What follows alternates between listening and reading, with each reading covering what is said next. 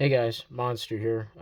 Yeah, it's been a while, but I got a whole new camera set up and I actually just got my new tripod in today and I'm actually really enjoying it and I figured I would do a EDC update. This is my nightstand and I figured I would go over what I'm carrying on my person today. I still go with the green theme a lot, but I have kind of gone back to just black stuff just because it's easier to find, it's not as expensive, it's more available, and I get to carry kind of more of the things I like. But I still do carry a lot of green things, green themed things, but it's pretty difficult to get firearms in the color green and special ordered. I have to pay to get them Cerakoted, so I just kind of stick with black because it's just plain, it's easier.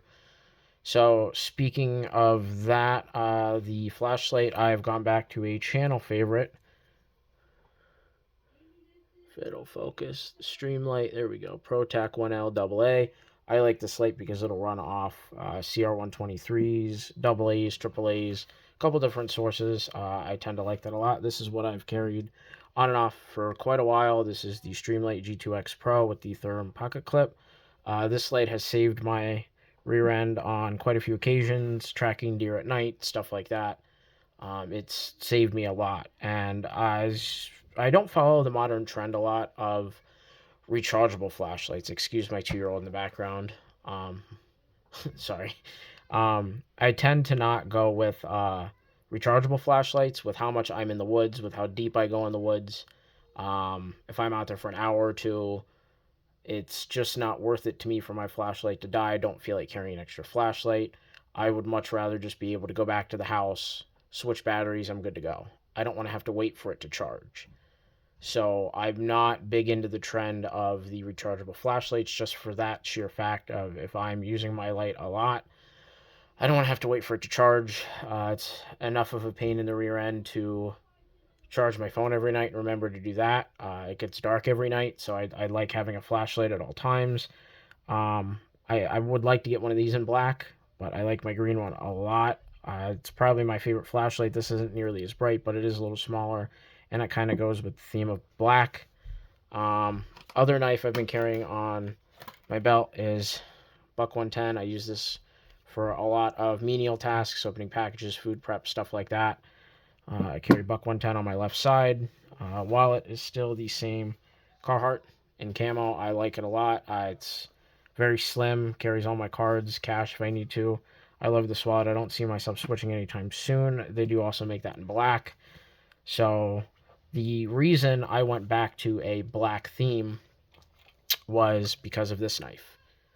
I've owned several paramilitary twos over the years, but I walked into a gun shop one day. I love local gun shops. You can find so much stuff for pennies. It's insane. I got this knife for $70. $70. I bought this and I had to have it. From what I can tell, it is genuine. From what the gun shop owner can tell, is genuine. He does a lot of Benchmades, so he authenticates them a lot.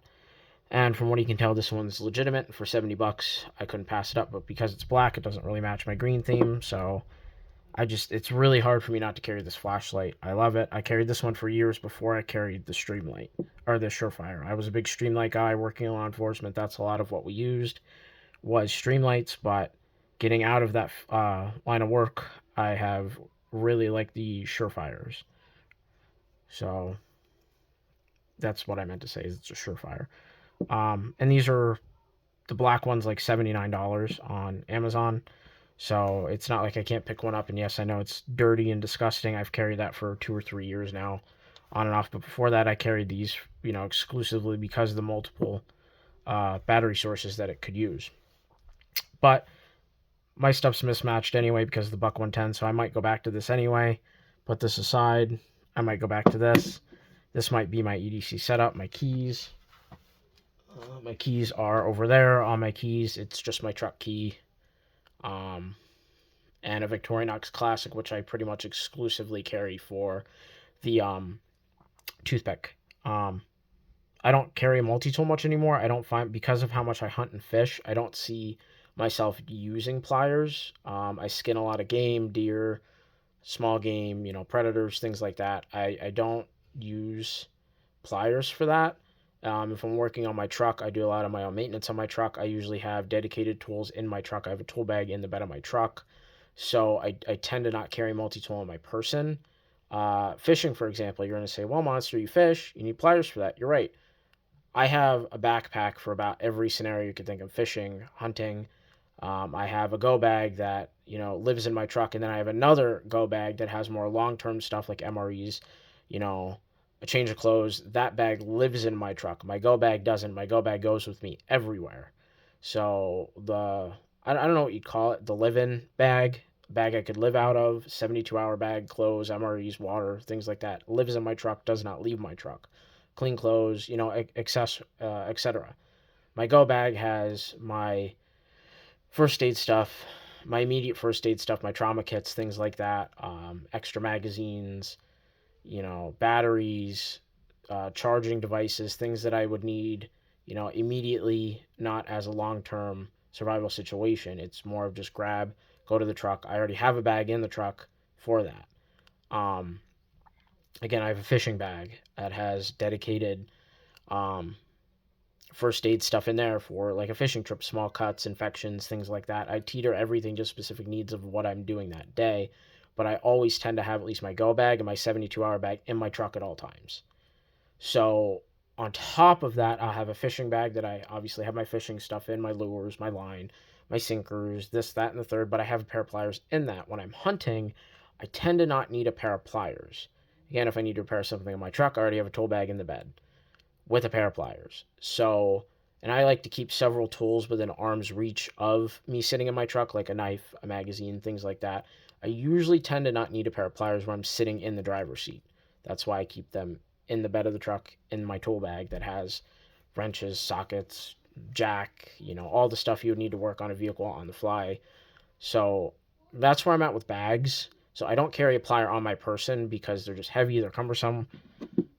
Monster. This weighs like 40 pounds. I know it does. But I like having a traditional buck 110. I do a lot of hard work with it. I do things I shouldn't with it that I don't want to dull up my $200 knife, even though I paid $70 for it. If I replace it brand new, they're over $200 now. It's insane. I remember when these things were cheaper.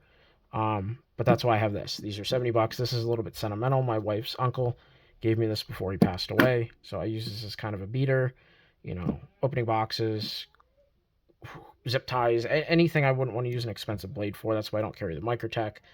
I don't want to carry around a $300 knife in the woods. I'm afraid to lose it. That's why I carry this or this. So that's why I don't carry pliers. I just don't. Me particularly, for my line of work, for what I do day to day, I don't need a pair of pliers on my immediate person where I can't go out to my truck and get it. Now, some people say, well, your truck's not your EDC. Well, I drive my truck every day.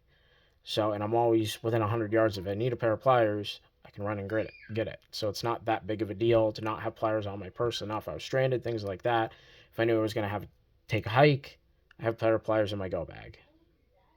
So it's okay. I don't need it on my immediate person when I don't use it every day. This is everyday carry. This is the stuff I use every day. I use my flashlight every day, I use my wallet every day. I use this knife to open the box to take this tripod out. I also bought this holster as well. Speaking of firearms, I have went back to, I think, the king of 45 carry guns. This gun is loaded. It's pointed in the safe direction. I'm not going to unload it because, again, it just came off my hip.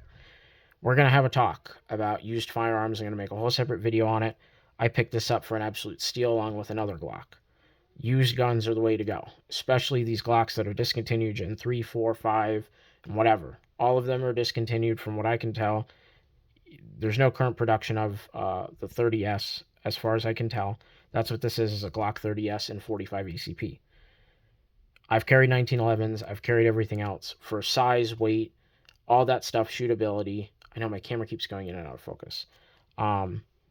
11 plus 1 of 45 in a Glock 19 package. I like 45. Cry about it if you want. It's just what I prefer. I'm not going to argue which one's better. It's not about that. I just shoot 45 really well. I like it. For the price I paid with this firearm, it came with 2 mags. I have Glock 21 mags. Those are my spare mags. It did come with night sights. Again, this gun is pointed in the safe direction. It did come with night sights. It does fit in some Glock 19 holsters. I have a Glock 19 and a 23. It does fit in some of them, but not all of them. Amazon sells one directly for it. I am not sponsored. I'm going to set the firearm down. but again, it is loaded, pointed in safe direction. Pullcraft. I think that's how you say it. I have no idea. It's flimsy. It's not great. But I've bought expensive holsters. I've bought Vetter holsters. I've bought, not you consider them expensive. We the People holsters, Vetter holsters. I've owned a couple Bravo concealments. Mid tier to higher tier holsters. I don't notice a difference. These Pullcrafts, they're contoured. There's no sharp edges. They don't. When I draw my firearm, the clip stays. I've never had a holster come off my belt. If you've had a bad experience, I'm sorry.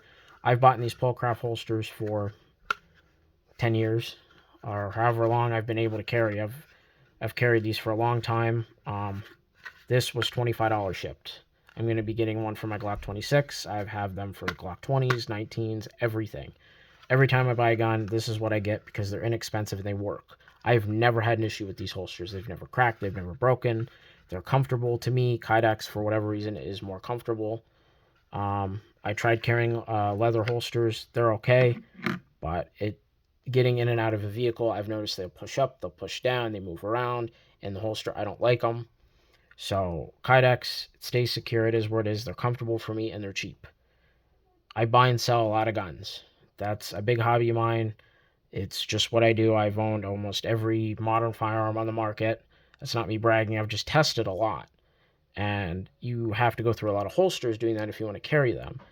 I don't do a lot of universal holsters. So why buy $150, $90, whatever holster when I can go on Amazon and get one of these to test out? I've never had an issue with these holsters. Again, I'm not sponsored by any means, but I've never had an issue with these holsters. If you want to give them a try, they're under $30. The Glock 27 one, I'm looking at the 26 holster, it's like $23 before shipping. Can you really go wrong with that? I've never had an issue and I've carried them for years. So I picked this up today. It fits great.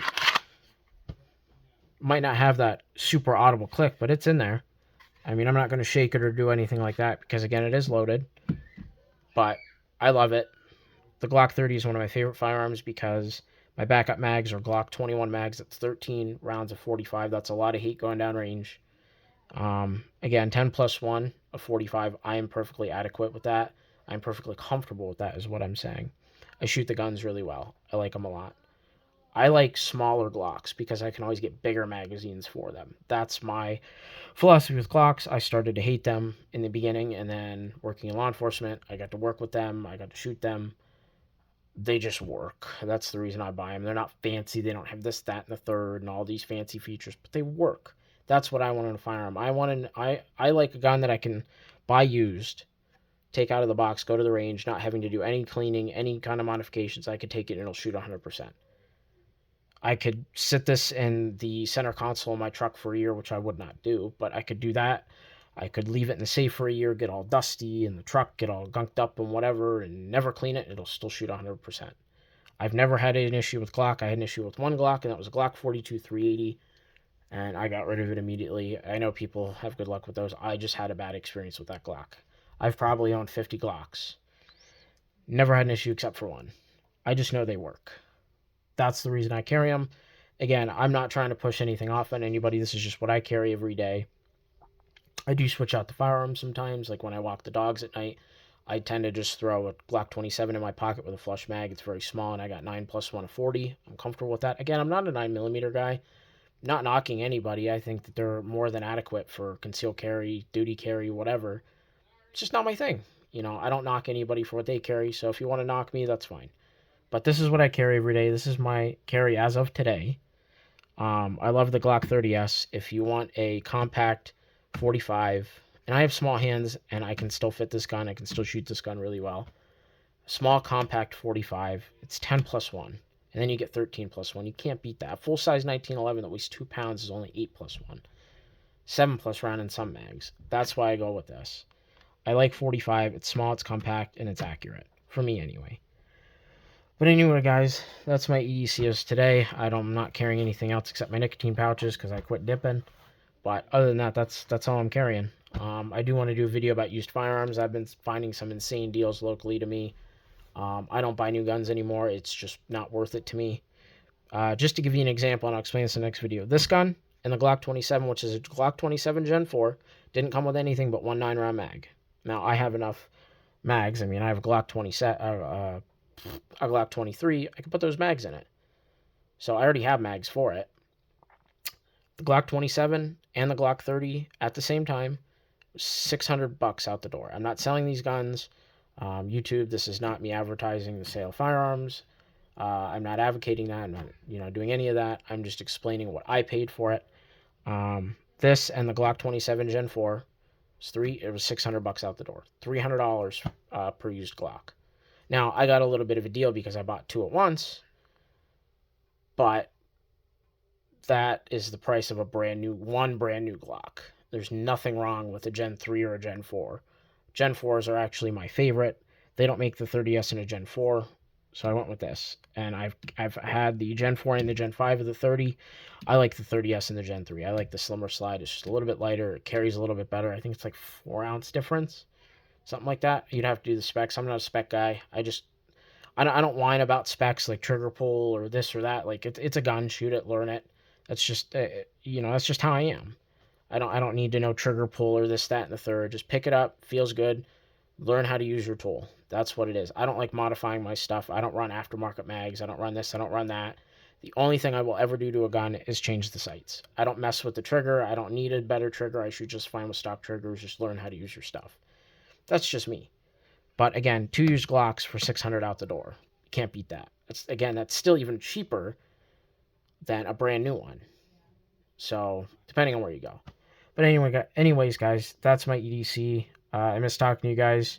I miss getting on here now that I got this new tripod. That's why I haven't done videos in a while.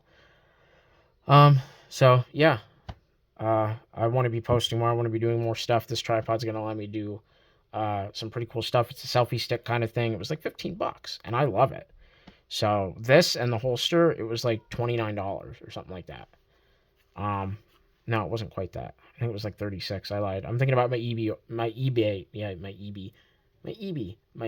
order was $29. I think it was like $36 for the tripod and the holster. I'm cool with that. So this is going to give me a lot more capability. Maybe I could do some hunting videos with the selfie stick. But that's pretty much it, guys. I know I've said that 3 times, but I haven't done this in a while. I'm a little rusty. So, you know how it goes. Stay bladed, stay pewed. Most importantly, stay free.